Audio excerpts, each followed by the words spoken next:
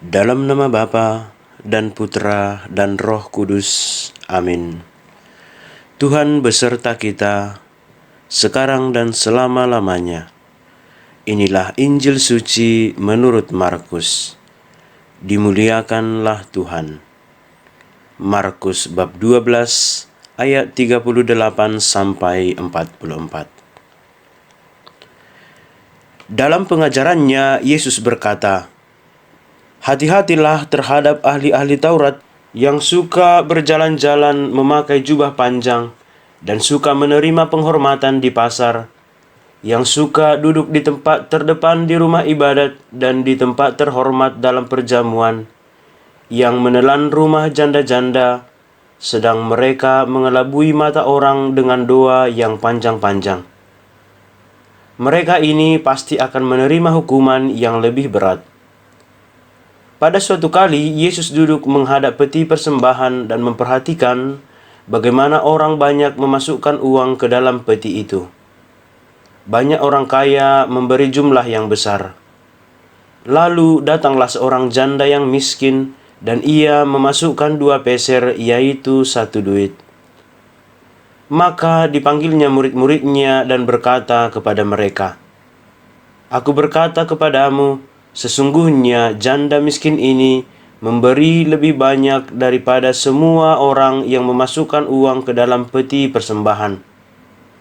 Sebab mereka semua memberi dari kelimpahannya, tetapi janda ini memberi dari kekurangannya, semua yang ada padanya, yaitu seluruh nafkahnya."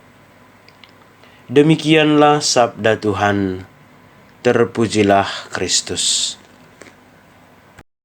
Persembahan hidup yang terbaik.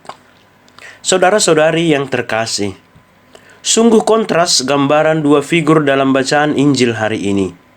Figur pertama adalah ahli-ahli Taurat. Mereka adalah gambaran pemimpin agama yang lebih suka bersikap sebagai tuan daripada sebagai hamba. Dua-dua mereka yang panjang mengesankan bahwa mereka adalah orang saleh. Mereka berpura-pura dekat dengan Allah, tetapi sesungguhnya mereka sedang mencari simpati orang lain. Mereka suka juga mencaplok harta janda-janda miskin. Hal itu sangat kontras dengan figur kedua, yaitu seorang janda. Ia sangat miskin sehingga hanya bisa memberikan persembahan sebesar 2 peser. Namun Yesus menghargai pemberian si janda itu. Karena walaupun ia hanya punya uang sejumlah 2 peser itu, ia memberikan kedua-duanya. Ia memberikan seluruh nafkahnya. Padahal bisa saja ia menyimpan 1 peser untuk dirinya sendiri. Tidak akan ada orang yang tahu. Namun bagi si janda, kemiskinan tidak menghalanginya untuk mengungkapkan rasa syukur dan penyerahan diri yang bulat kepada Tuhan.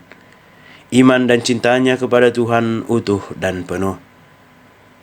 Saudara-saudari yang terkasih, melalui tindakan si janda, Yesus mengajarkan bahwa nilai sebuah persembahan tidak ditentukan semata-mata oleh jumlahnya, melainkan oleh motivasi dan hati si pemberi.